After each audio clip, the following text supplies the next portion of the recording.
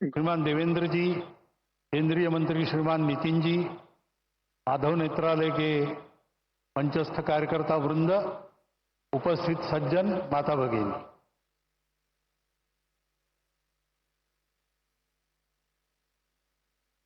आज योग है।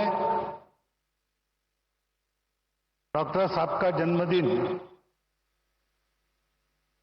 वर्ष प्रतिपदा का सुमुहूर्त। डॉक्टर साहब जन्मे वो रविवार ही था। उनके बाद जिन्होंने संघ की बागडोर संभाली, पूजनीय श्री गुरु जी, उनके नाम का प्रकल्प और प्रधानमंत्री जी का यहां पर उपस्थित होना, ये सारे शुभयोग यहां पर एकत्रित है।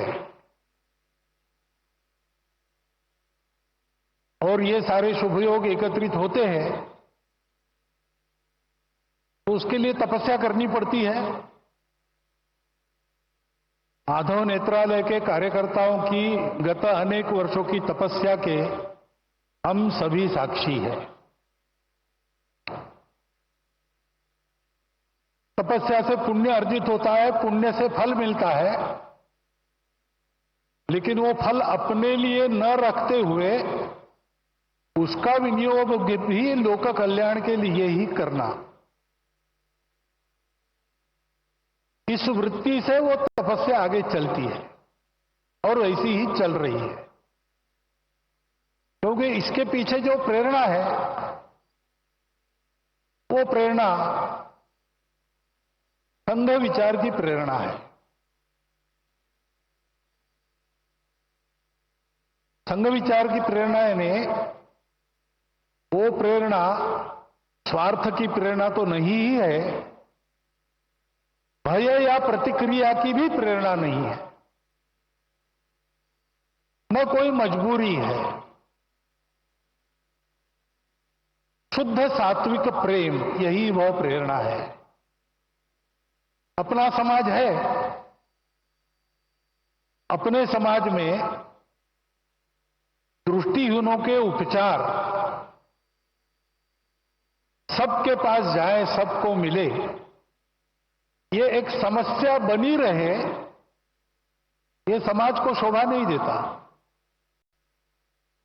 ये समाज मेरा है, इसलिए मेरा जो भी सामर्थ्य है वो लेके मैं इस समस्या के लिए जो कुछ कर सकता हूं करूंगा, करते रहूंगा, प्रामाणिकता से, निस्वार्थ बुद्धि से, तन मन धन पूर्वक।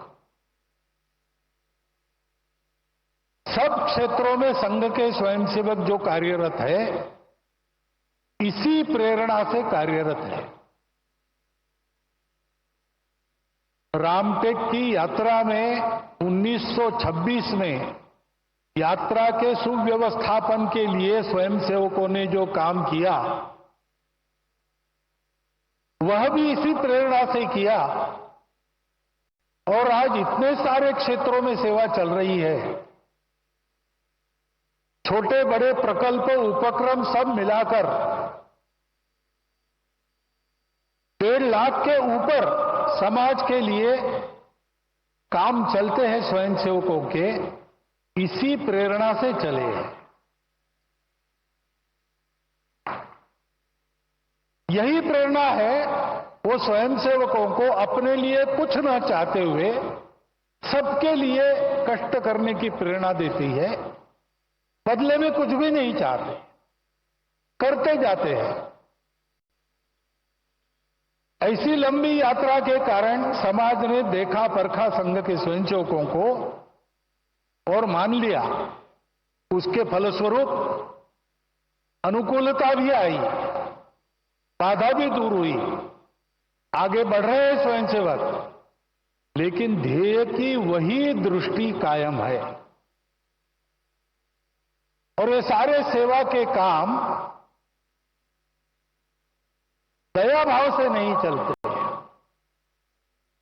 एक तो समाज के प्रति प्रेम है और दूसरे तो वास्तव में समाज में सबको ही दृष्टि देनी है,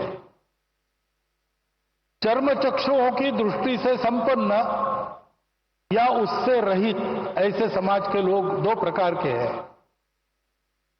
लेकिन सदा सर्वदा जीवन में जो दृष्टि आवश्यक होती है, जीवन में हमको जो कुछ मिला है परिस्थिति के रूप में, उस परिस्थिति का अधिकतम उत्कृष्ट उपयोग करते हुए अपने जीवन को सार्थक बनाना, अपने जीवन को निरामय बनाना, अपने जीवन को स्वस्थ बनाना, ये सारा करने के लिए जो जीवन की दृष्टि चाहिए, वो जीवन की दृष्टि ही है।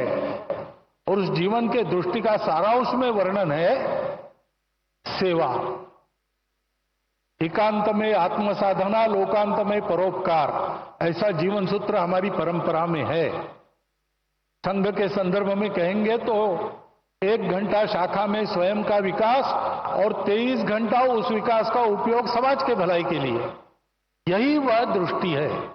और वह दृष्टि देने के लिए ये सारे काम चलते हैं। ये सारे काम इसी दृष्टि से चलते हैं, इसलिए उत्तम चलते हैं। और ऐसे ही उत्तम चलते रहेंगे। अनुकूलता पाने के बाद भी, साधन संपन्नता होने के बाद भी करने वालों का भाव यही रहेगा, तब उस साधनों का उपयोग भी अच्छी तरह होकर समाज लाभान्वित होगा। केवल लाभान्वित नहीं होगा, समाज विश्व को लाभान्वित करने के लिए योग्य बनेगा और विश्व के जीवन में अपनी भूमिका को ठीक से अदा करेगा। इन सारे सेवा कार्यों से यही हो, इस इच्छा से स्वयंसेवक काम कर रहे। उसमें से एक यह माधव नेत्रालय का काम है। आज वर्षीय प्रतिभागिता के दिन उनको सब प्रकार की शुभेच्छा मैं देता हूं, आपको भी देता हूं। और आपके और माननीय प्रधानमंत्री जी के बीच ज्यादा खड़ा न रहते हुए, क्योंकि उनको सुनने की आज मुझे भी उत्सुकता है, मैं मेरे शब्द को विराम देता हूं।